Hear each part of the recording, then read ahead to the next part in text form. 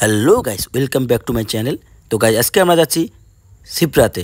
সেই সিপ্রা যেখানে ঠান্ডার সময় প্রচুর বড়ই পাওয়া যায়। তো এই গরমের ক্লান্তি দূর করার জন্য আমরা যাচ্ছি সেই সিপ্রাতে। এই সিপ্রা বক্সা টাইগার রিজার্ভের আন্ডারেই পড়ে এবং সেখানে নতুন নতুন ময়ূর এবং হাতি দেখতে পাবো এবং আশা রাখছি সেই নদীতে, সিপ্রা নদীতে স্নান করবো। আপনার ব্লগখানা দেখতে থাকুন। আজকে আমরা আসছি এমন একটা জায়গাতে, সেটা হচ্ছে জায়গাটার নাম হচ্ছে সিপ্রা এবং খুব শুনশান এবং খুবই নিরিবিলি।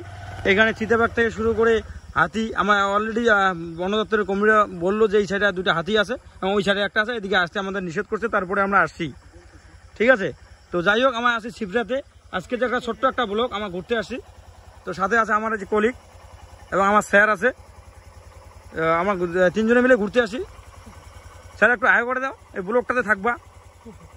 সুন্দর একটা ছোট নদী আছে, নদীর পরে আমরা একটু আড্ডা দিচ্ছি এবং সাথে আরও একটা বড় নদীতে, এই নদীটাই একটা বড় নদীতে লাগছে, সেই জায়গাটা আমরা অবশ্যই যাবো এবং তারপরে দেখাবো সুন্দর এই যে জায়গা। দেখুন প্রচুর নিরিবিলি, একদম ছোট ঝিঝি পোকার ডাক এবং গোধূলি লগ্ন চলে এসছে। এই দেখো, অলরেডি বাইক স্টার্ট হয়ে গেছে।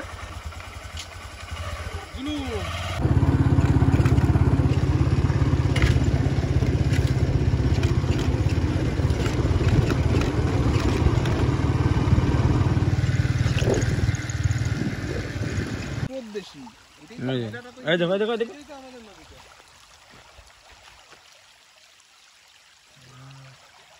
পাথর দেখা যাচ্ছে, সেই সুন্দর সূর্যটা দেখো, সূর্যের ফ্লোটা দেখো।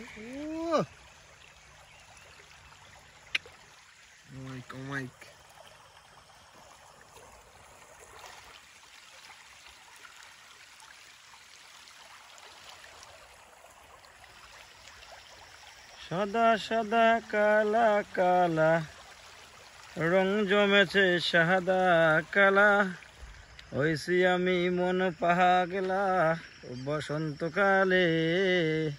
এই হচ্ছে আমার রাজদূত, আমার অ্যাপাচি, এইটা নিয়ে আজকে আসছি আমরা। এবং দেখুন, আমরা সিপ্রিয়ার মাছ জঙ্গলের মাঝখানে একটা সুন্দর একটা মাঠ আছে, সেই মাঠে আমরা একটু বসে আড্ডা দিব। এবং দেখুন, এই যে এই মাঠে প্রচুর গরু চড়ানো হয়েছে। এই রাস্তা দিয়ে যাওয়া যাবে না?